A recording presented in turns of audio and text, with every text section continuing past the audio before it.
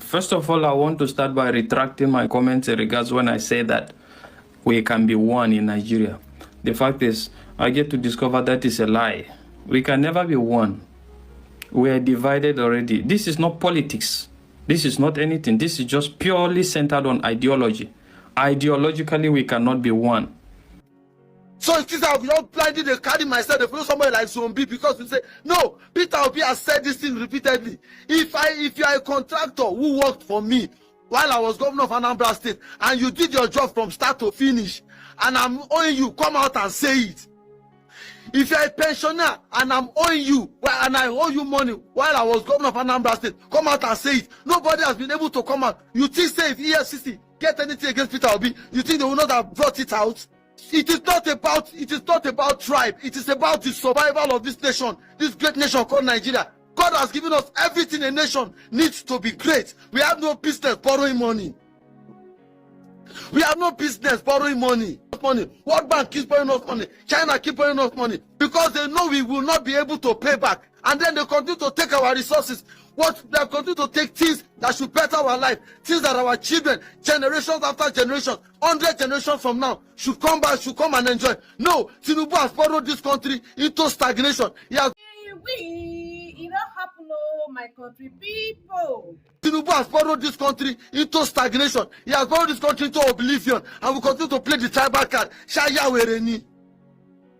Today, I get special updates for Igbo people, Yoruba people, Hausa people, Fulani people, Edo people, Delta people, Benue people, Jos people, Rivers, Cross River, like that, Akwa Ibom.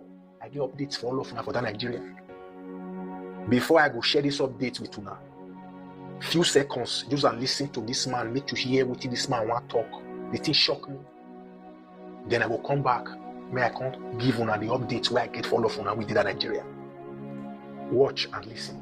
I, a member of this house, collect basic salary of 2.5 per month, furniture allowance 7.5 million per month, newspaper allowance 1.2 million per month, wardrobe allowance 621,000 per month, research allowance 248,000 per month, accommodation allowance 4.9 million per month, utility allowance 828,000 per month, personal assistant allowance 621,000 per month. Now, that man a lawmaker for Nigeria, I think now ASO friend. You hear money with that man they call furniture allowance, whether 7.5 million, wardrobe allowance, kissing allowance, romancing allowance, loving allowance. Even when they knock, they get allowance, money full everywhere for one person. The reason why I play this video, I want to send a message to all of you for that Nigeria, whether Igbo, Yoruba, Hausa, Edo, Benue, Rivers, Cross Rivers. That very green chamber, that lawmaker just now when they talk, he get Igbo colleagues. They chop that money together, they receive that same money too. Him get Yoruba colleagues, then they receive that same money too. Him get Hausa, Northern colleagues, then they receive that same money too. See, Emeka, Chigozie, Amaka, not be the color and their people be our problem. Not be Salisu and Zainab and their family be Nigeria problem. Kola Wole, Bolale, not be Emeka and the Chigozie and Awuziem be our problem for that Nigeria. Now, politicians from our tribe, now they jam us together, make we fight ourselves. We will never feature up, now we fight ourselves. Why them they that house there, they share the money. Many of you now they think say now Salisu, Ali, and Zainab from North, now they be Nigeria problem, and they will make the mistake.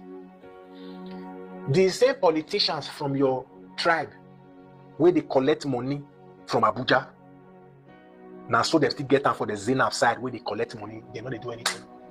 Now so they get them for the Kola side, for Yoruba side, they collect the money, they are not doing anything. Our top politicians, you never see and say that they insult each other, say, na Igbo be the problem, na Yoruba be the problem, na Hausa spoil Nigeria. You never hear that from our top politicians. No. Now then they share the money.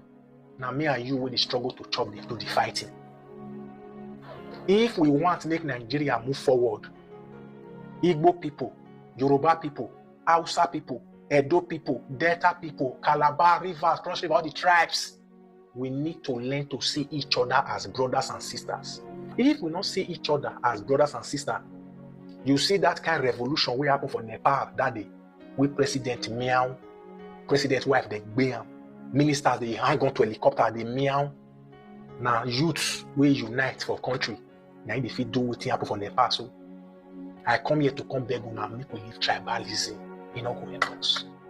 Our politicians then they milk us. Their children they this abroad they go school. Imagine Yoruba Hausa, Igbo just the comment section for social media they insult each other. Make we stop. You know go help us. See money where person call.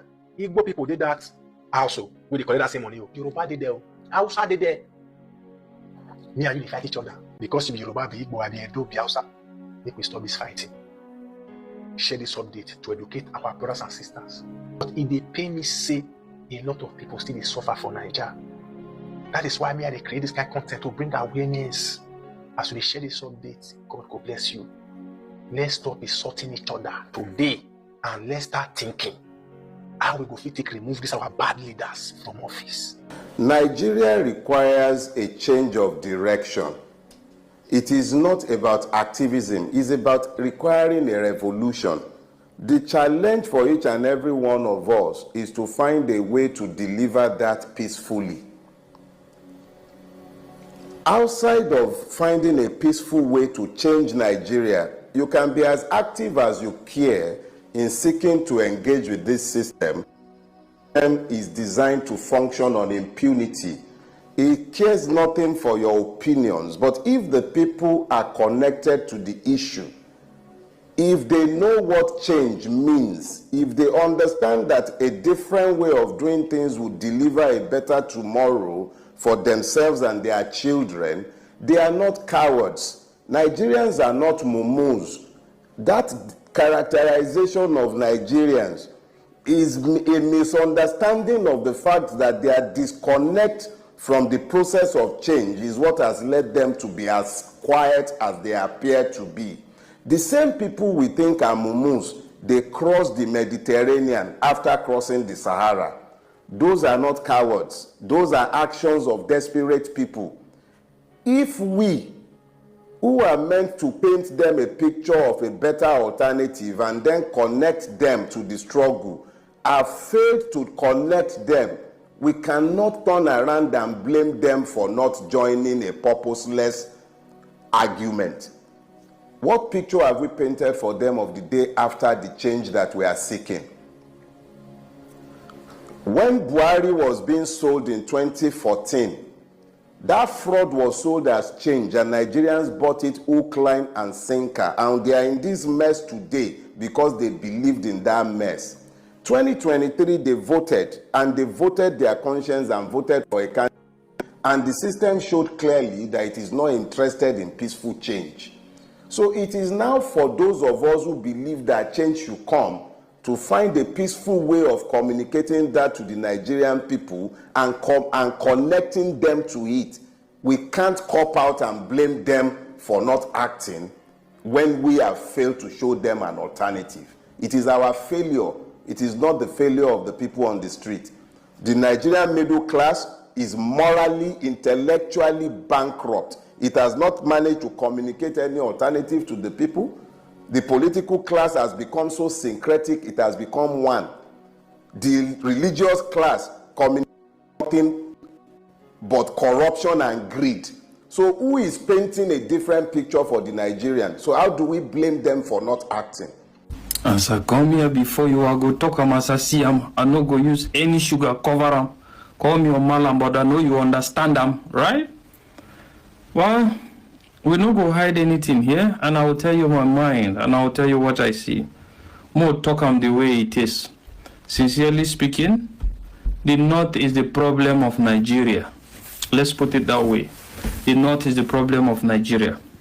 And first of all, I want to start by retracting my comments in regards when I say that we can be one in Nigeria. The fact is, I get to discover that is a lie. We can never be one. We are divided already. This is not politics. This is not anything. This is just purely centered on ideology. Ideologically, we cannot be one.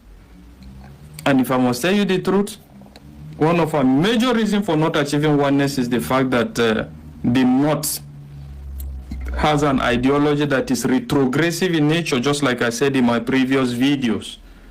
And let it not look as if I'm just talking. Let's face it, sincerely speaking, let's look at it on this concept. What is that major thing that divides us as a nation, as a country, as Nigeria? The fact is we are divided across religious ideologies, cultural ideologies, and the rest of it. And so far so good. In the history of Nigeria, the religious ideologies that seems to be dividing us more is the northern religious ideology, most especially when it comes to radical Islamism. Radical Islamism. And don't think I'm just being biased or whatever, because some people will now start to argue it's not just the North that are responsible for unrest or whatever. Even the Igbos, even the Yorubas are into ritual killing or whatever, and the rest of it. But let's put it vis-a-vis now. What is the ratio of people unalive as a result of criminality in all these regions, and the criminality that is as a result of religious ideologies and beliefs in the North? I know they hide anything, but I will put it to you this way. You quite agree with me that religious ideologies in the North is what has been majorly responsible for the retrogression of Nigeria. Anyhow you call them, anyhow you put them. Call me a separatist or whatever. And I'm telling you sincerely, except Nigeria results into a regional system of government, or they share them, we can never go anywhere in that country. And that is just it. And the fact is, the earlier the better for everybody. The earlier the better for everybody. So let me speak about the North. Now, this is going to be a long video, but at the end of the day, I just believe when you listen to me, you understand what I'm trying to say. Let me go into the North. Even the North now is divided into a lot of other factions. You have the North Central, you have the Northwest, you have the Northeast. You see, as far as I'm concerned, you see the Northwest happens to be the major problem. That is where you have a lot of this radical religious ideological concepts stemming from.